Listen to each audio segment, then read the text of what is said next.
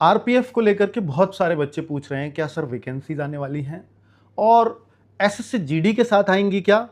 और वो जो नियमावली बदली थी रेल मंत्रालय का वो नोटिस भी वायरल हुआ था, क्या अब एज 18 से 23 साल ली जाएगी या 165 जो हाइट है वो अब 170 कर दी जाएगी, क्या कुछ नोटिफिकेशन आने वाला है, क्या क्या कंडीशंस रहेंगी, ये सारे सवाल आपके मन में गूंज रहे हैं। साथ ही अगर मैं बात करूं कि भाई आप लोगों के लिए हमने एक केस डाला था, उस पर भी आप अपडेट चाह रहे होंगे ऑब्वियसली, कुछ बच्चों ने जो उसमें याची बने थे वो अभी भी उसको परस्यू कर रहे हैं, तो हम भी वकील से लगातार टच में हैं। 30 जुलाई उस केस की डेट थी, लेकिन जब केस ठंडे बस्ते में सरकार को या किसी को डलवाना हो तो भाई साहब उसमें लंबी लंबी हियरिंग लगती हैं। अब 30 जुलाई के बाद जो अगली हियरिंग दी है वो 30 अक्टूबर दी है, तो 30 जुलाई 30 अक्टूबर 3 महीने बाद की, उससे पहले तो नोटिफिकेशन वगैरह सब कुछ आ गया, तो फिर क्या सुनवाई होगी। शायद फिर ये उम्मीद करें, वकील साहब को ने बोला कि नवंबर में पहले डेट मिल रही थी, उन्होंने काफ़ी रिक्वेस्ट की, तब जाकर वो 30 अक्टूबर बस इतना दिन पहले हो पाई है। अब